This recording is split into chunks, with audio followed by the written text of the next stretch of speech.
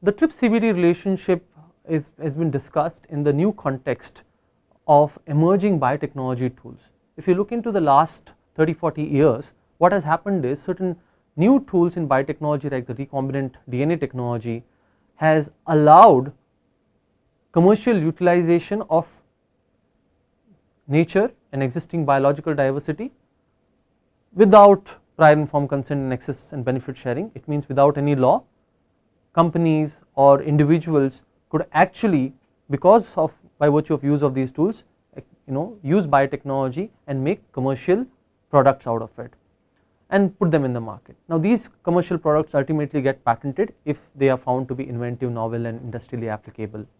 Now example of such products are transgenic plants like the GM crops, transgenic animals like the famous Harvard oncomouse, genes which are usually patented in terms of its information content although controversial, and genetically modified organisms.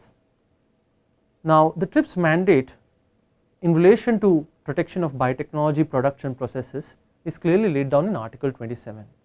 We have discussed Article 27 in the context of the provisions on TRIPS in public health.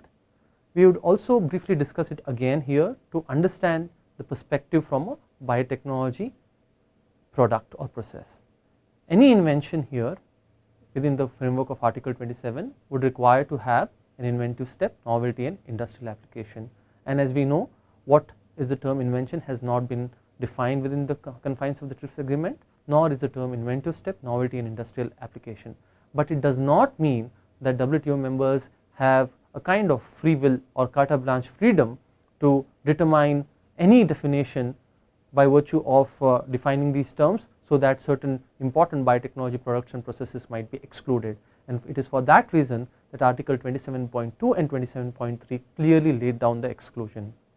The first kind of exclusion that pertains to certain biotechnology products and processes may involve exclusions based on ordinary public or morality, and also those kind of inventions and the commercial exploitation of which would lead to serious prejudice to environment, human health and plant and animal life. Now it is important to note that under Article 27.2 you cannot reject inventions purely on the ground that the invention per se is harmful, but you have to take clue from the fact that the commercial exploitation of such invention would have certain consequences which are mentioned in Article 27.2. Clearly Article 27.2 does not lay down very important condition, but it definitely lays down the ground. You cannot reject it otherwise. The grounds that are mentioned in Article 27.2 must be carefully complied with by WTO member countries. Under Article 27.3 there are other important exclusions. Those that pertain to biotechnology are clearly mentioned in Article 27.3b. WTO members may exclude from patentability plants and animals. Now this was specifically negotiated during the TRIPS Uruguay round, wherein there was concerns that higher life forms, if allowed to be patented, are clearly unethical and it may have certain consequences. And this kind of exclusion was primarily because Europeans already had it in their laws. Essentially biological processes for the production of plants and animals are also sought to be excluded under Article 27.3b. Members shall however protect plant varieties through either patents or a sui generis system or a combination of both. Many countries protect plants through patents, many countries protect plants through sui generis system, like for example India protects through a sui generis system. But what do you mean by a combination of both is not clearly known. However, it says that plant variety protection must be effective. However, the model is not clear. What kind of a model would you require to provide effective sui generis or effective plant variety protection is not clear, primarily because there are primarily two international agreements. One is the UPA of 1978 and the UPA of 1991, which deals with criteria relating to protection and enforcement of plant varieties. However, countries like India have not been party to this. Neither the TRIPS agreement requires countries to implement the mandate contained in those agreements.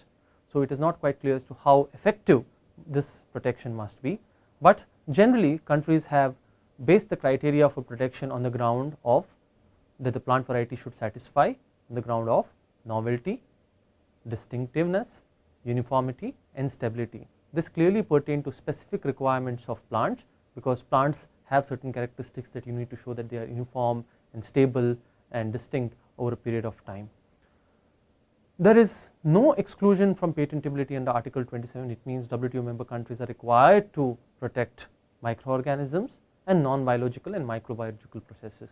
Now, how do you construe microorganisms, and what distinct definition would you employ for a microorganism is also not clear from the TRIPS agreement.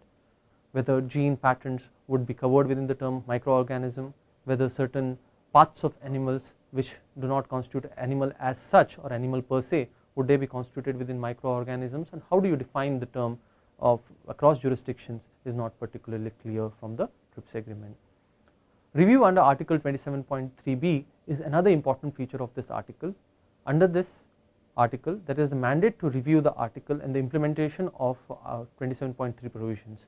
Now, this was primarily expressed as an important negotiating obligation during the Uruguay round, because there were concerns that certain countries who did not want to implement provisions on higher life forms, they may have things to say about their experiences post the implementation of the TRIPS agreement. So, by virtue of Article 27.3b, two important issues were sought to be raised later. Issues pertain to patent protection and under Article 27.3b, and how countries have implemented, and how countries have also implemented the sui generis protection for plant varieties. Now, WTO Secretariat has conducted some wonderful information gathering exercise, and there are documents that pertain to how WTO member countries have implemented these obligations. The issue of conflict between the TRIPS and the Convention on Biological Diversity also became important during the Doha round, and paragraph 19 of the Doha Declaration specifically says that TRIPS Council should look into the relationship between TRIPS agreement and the UN Convention on Biological Diversity, the protection of traditional knowledge and folklore, and that the work of the TRIPS Council on these topics must be guided necessarily by the TRIPS agreement Article 7, which primarily deals with the objectives of the TRIPS agreement, and Article 8 relating to principles, and must take into account developmental issues that concerns the WTO members. Now, how this mandate has been interpreted is also interesting. Now, different countries have sought to bring in certain issues relating to TRIPS CBD conflict within the framework of Article 27.3b. However, there is no general common understanding relating to the nature of conflict between TRIPS and CBD, nor there is any common understanding as to how to find solutions regarding the same. However, there is some understanding that pertains to how TRIPS and CBD can be interpreted in a mutually supportive way. For example, either by exclusion of life forms totally. The TRIPS agreement Article 27.3 specifically requires you to protect certain kind of life forms, vis-a-vis the CBD obligations relating to sustainable development of traditional knowledge and indigenous and the rights of indigenous people.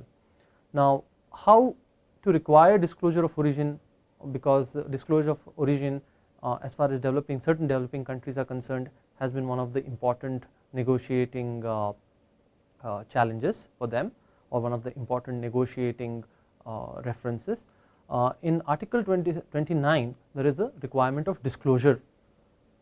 Generally, disclosure as understood within the framework of the patent law is a kind of quid pro quo, wherein the patent holder is expected to disclose whatever knowledge he is trying to seek a patent for. Now, and thus this disclosure shall be in the best mode possible, and it should be in the best mode possible as on the date of filing of the patent application.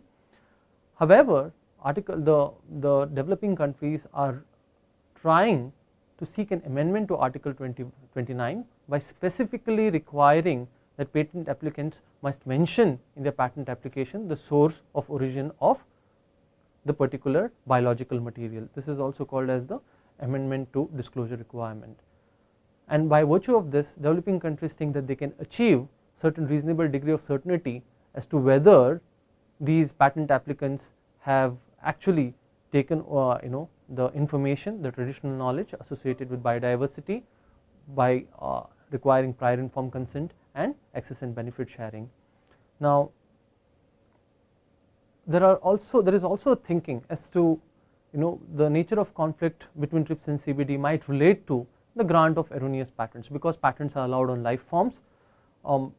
Certain member countries believe that the patent system might lead to grant of erroneous patents, and they frequently cite examples like the turmeric. This turmeric example is pertinent because America prior to 2011 had a requirement under its patent law wherein novelty in relation to public use would be only local.